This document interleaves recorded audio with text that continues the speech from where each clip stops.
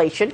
Many U.S. states are now looking to provide relief to consumers by giving out more state stimulus checks, if you can believe that one. Grady Trimble now with the story. Grady, we've been reporting now for a couple of weeks that much of the money that was distributed to several states from the COVID relief package has not been allocated yet. So more money's that's exactly coming? Right.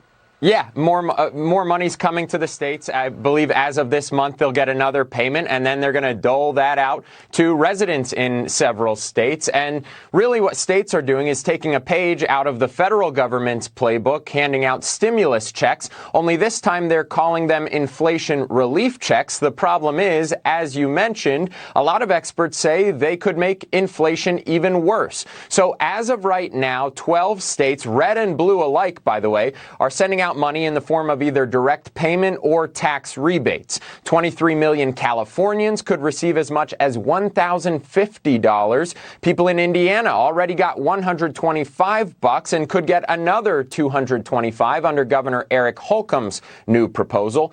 In several cases, the money is coming from state budget surpluses, which, as you mentioned, comes from billions of dollars in COVID relief from the federal government and as a result of more taxes collected from taxpayers in their states than they expected to. The goal is to help Americans dealing with record inflation, but with so many states jumping on this policy bandwagon, experts say it could drive up demand while supply chains are still reeling and therefore drive up prices even more.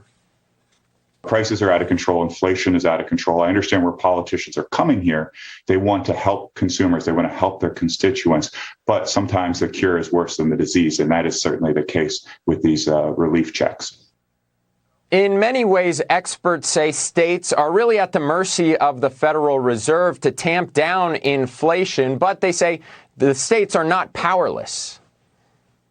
They have regulations. They have an enormous impact on, think of the house values and the cost of shelter, which is a big part of the inflation problem. So they might want to pull the levers they can pull instead of just sending out checks. And some economists argue the best thing states can do right now is stop spending, save those rainy day funds for rainy days, especially if a recession is on the horizon or, as some economists believe, already here. Maria? What's the definition of insanity, Grady? Is it doing the same thing over and over? I mean, this is how we got here, right? All of that money sent out, the COVID relief package, that's what stoked inflation, and they want to send more.